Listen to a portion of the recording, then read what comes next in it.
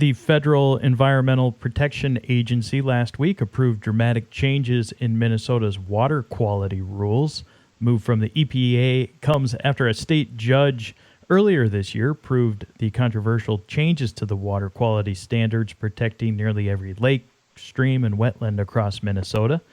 The revisions by the Minnesota Pollution Control Agency target nearly a dozen pollutants, including chloride, salt, sulfate, nitrate, and more, in surface water that's used for industry and agriculture as well as for wildlife. All waters in the state are protected for such uses. The MPCA has characterized the revisions as a touch-up to outdated science on protecting surface waters, resulting in more flexible permits tailored to individual dischargers. Meanwhile, the state and federal changes come after they were adamantly opposed by 11 Native American tribes and environmental groups, including the Grand Portage Band of Lake Superior, Chippewa, and WaterLegacy.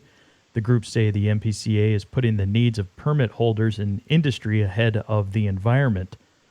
Paula Maccabee is the Advocacy Director for WaterLegacy as well as Counsel. It's a nonprofit organization in Minnesota that follows environmental issues statewide, including many in the WTIP listening area. Paula Maccabee joins us now. Paula, thanks for your time. Thank you for inviting me, Joe. Absolutely. Well, you and WaterLegacy sent detailed comments to the MPCA as it was developing these rules and to the EPA as it was considering the rule changes. The MPCA has maintained that these changes will not have a significant impact here in Minnesota. You feel otherwise. Paula, tell us why. Yes, Joe. I think the MPCA is saying so long as we don't enforce our water quality standards, they're as good as non-existent. But what WaterLegacy and the tribes have been doing is pushing Minnesota to finally enforce its water quality standards. And just this year, the Fond du Lac and WaterLegacy won a big victory in the Minnesota Supreme Court, saying that the U.S. Steel Mintac tailings basin had to comply with water quality standards. Well, no sooner had that happened than the MPCA is moving forward and completely removing standards for hardness and bicarbonates and conductivity and sodium. And what those are, they are salts and ions. And they harm sensitive uses like sustainable farms in northeastern Minnesota, like aquatic insects that support the whole web of life for fish and for amphibia and for wildlife. And these pollutants are also the suite of mining pollutants that so many people in the community, including the Native American tribes, have been trying to control in order to protect our water quality. So to say that this is pollution deregulation 101, I think is an understatement. What the Minnesota Pollution Control Agency has done is put their own interest in not having conflict with corporate polluters and put the interests of the corporate polluters far above those of clean water, nature, or the communities, both plant and animal and human, that rely on having clean water.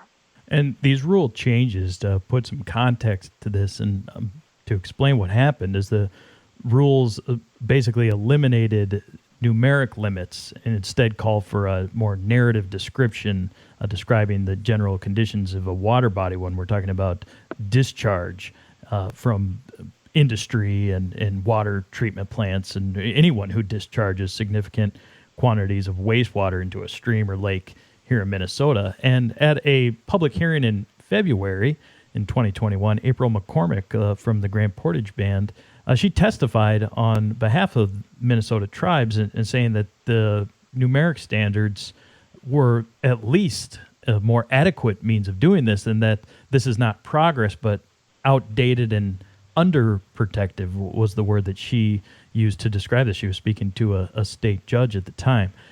You have sent letters to the MPCA and the EPA, as I said, really just advocating that this is giving polluters a free pass and it's threatening wildlife and small-scale farmers and basically all Minnesotans. I wanted to put this in the context of, if people are hearing this and these rule changes have been approved by the EPA and the MPCA, and they're saying that this is progress and this is a step forward and better for Minnesota and the environment, how could one have faith in the system, Paula, when these are the Environmental Protection Agency and the Minnesota Pollution Control Agency making these claims and decisions? Well, Joe, first of all, I want to say that April McCormick is exactly right. If the MPCA were trying to follow the current science, they would have come in and said, our current standard for ionic pollution is too weak.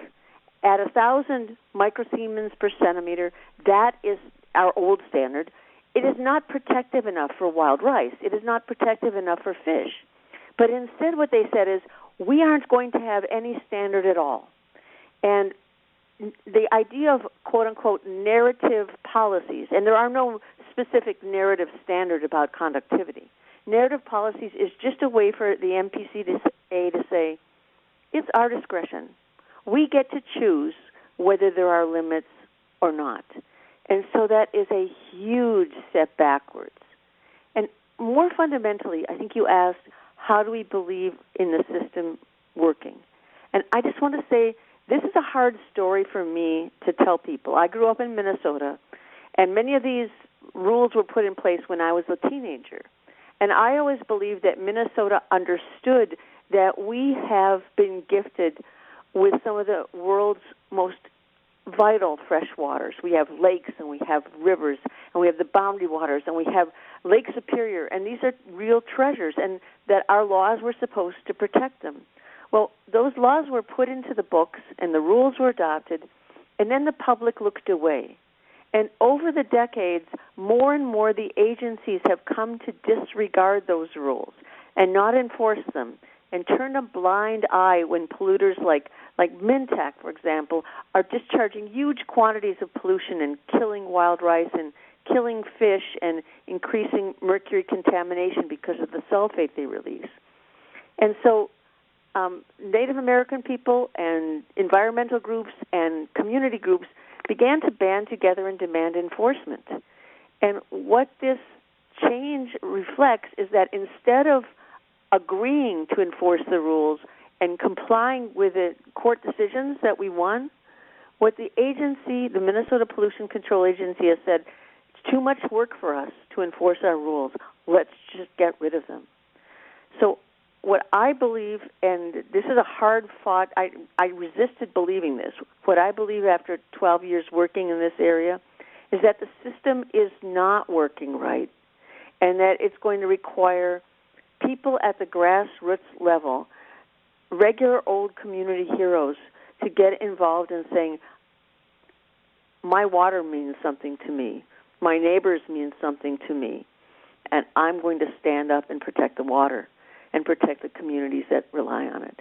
And that's how we're going to be able to change the situation, not by deregulating pollution and letting our agencies sit in their offices and write pretty reports that have nothing to do with the real world. Well, as we see administrations change at the federal level and the state level, and perhaps even in our own communities, Paula, I think perhaps some people would consider that a step toward environmental justice or progress, be it the Biden administration or the Walz administration, Peggy Flanagan, whoever it might be, that they say, well, I voted for this person who is presumably has run on a platform of protecting the environment. But then we see a decision like this in October 2021 from the EPA that you're saying is the opposite of that notion and that concept and that principle. So when you say grassroots, what is it you're referencing? Well, Joe, I think there are two things. Some of the problems that we're seeing now, whether it's the Polymet project and the deal was cut in March 2018, or whether it was the Mintac project and the deal was cut in 2018, some of the problems that we're seeing with pollution are holdovers from deals cut behind the scenes several years ago. But I think there's something else that's even more fundamental. Many of us, and I'll say, you can include me, think that all we have to do is show up on voting day. And if we get someone who's at least not overtly hostile to protecting our environment and our health, then we've won. But what I'm seeing over and over is that so many of us, and myself included, we step away from the table after we cast our vote.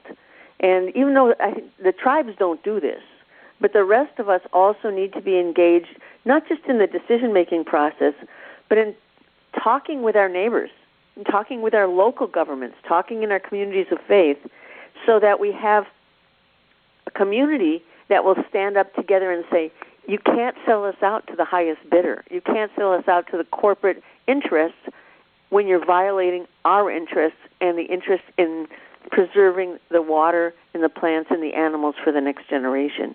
And so those of us, and that includes me, who thought we could just solve our problem with one vote, and then we never needed to look at another newspaper, that's not going to work. That's not enough.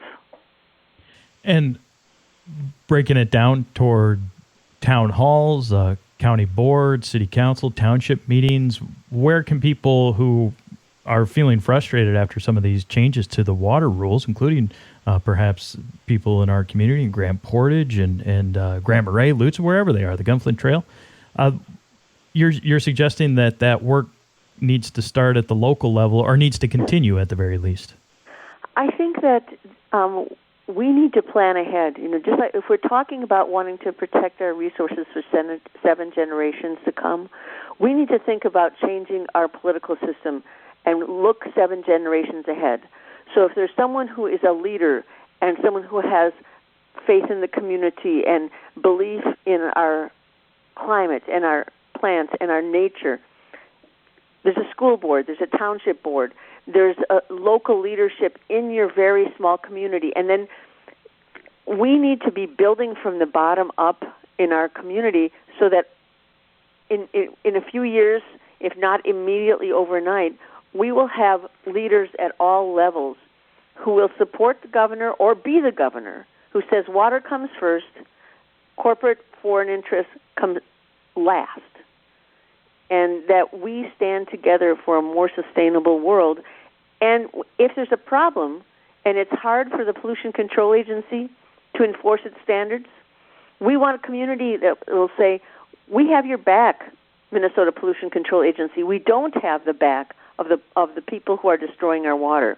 If you need more money, if you need more help, if you need citizens to come out and do monitoring, we've got your back because we want this water protected. And I think that would, the most important thing I think is to get the big money out of politics. And then the second most important thing is to have a community that is united saying that water matters. Not just a one day when elections are won or lost, but all the other 364 days or 365 in off-election years, that the water still matters and the people matter. And sustaining our world, our only planet, for the future matters. Recently, Paula, I had a conversation with Bob Tamman. He's a retired miner who lives on the Iron Range, and he's very concerned about the proposed Twin Metals copper-nickel mine on the edge of the Boundary Waters. I see he also submitted a comment to the EPA about these water quality rules, these changes that we've been discussing, even more locally or dialing that in further. We've heard a lot of comments from people in Cook County who are concerned about the proposed expansion of Lutsen Mountains. I see that WaterLegacy submitted comments, or it's my understanding that they did, about the proposed expansion. These are very local issues, regional and local issues for our communities, and that there's more than just the process of submitting comments. It sounds like, being engaged and maybe using Bob Tamman as an example of somebody who has remained engaged in that process. Well, Bob Tamman is a water hero, and there are leaders and members of many of the Ojibwe tribes that are water heroes, and there are many different ways to do it. Bob is a phenomenal public speaker. Maybe other people, their talent would be to talk one-on-one to their neighbors or to door knock for a township leader without being that leader. But I think whatever our own talents, Bob is a good example, and then what we're seeing now from the tribes are good examples. There are many ways to be leaders and to be involved on a continuing basis and to try and hold our regulators accountable, because the system is broken and we can't just say, well, they'll take care of it, because if we walk away and we let the politicians and the agencies take care of it, they will take care of it by taking away our standards rather than protecting our water, and we don't want that. Right. And Bob Tamman, as you reference him, a water hero, he's also very much a normal person. He pulled into the WTIP parking lot in his motorhome, and him and his wife had a cup of coffee, and we talked about this and other issues. So by all means, a very much just a normal Minnesota resident who is just engaged in water issues are important to him. And if some of that rings true, perhaps some of what you have shared here today, Paula, with some of our listeners, they could follow some of those examples. I know that some of this has been frustrating for you, this process. Is there anything happening? What comes next for WaterLegacy when we talk about the EPA decision? Well, WaterLegacy is looking at our options now, and so I can't say where we're going to land on this, but I think, Joe, what you said is accurate. It was profoundly disappointing, because in looking at these deregulation provisions, rollbacks of water quality standards, they will harm sustainable farms, they will harm fish, they will harm wild rice, they will harm wildlife, they will increase the likelihood that there will be lead contamination in drinking water. There are all kinds of consequences from allowing discharge of more salts and ions.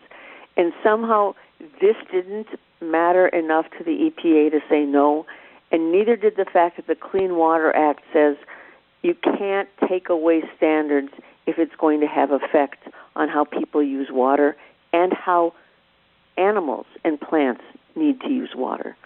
So I think you're right that this has been a very difficult pill to swallow, and what is going to make it easier is to think ahead and say we need to be engaged as a community long ahead of time.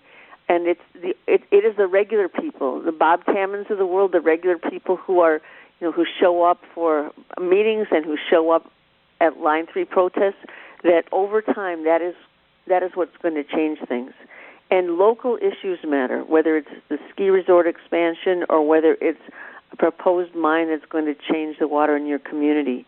So we have to take it on one by one, and please don't think that a couple experts, whether we're in Duluth or the North Shore or down in the Twin Cities, we can't solve the problem. It's a problem that communities have to all be engaged in if we're going to solve this problem and restore a sense of balance where water matters. Today we're speaking with Paula Maccabee. She is the Advocacy Director and Counsel for WaterLegacy. That's a nonprofit organization here in Minnesota that follows environmental issues statewide, including many in the WTIP listening area. Paula, thank you so much for your time. Well, thank you so much, Joe. I really appreciate you focusing on what is a very difficult and very important issue.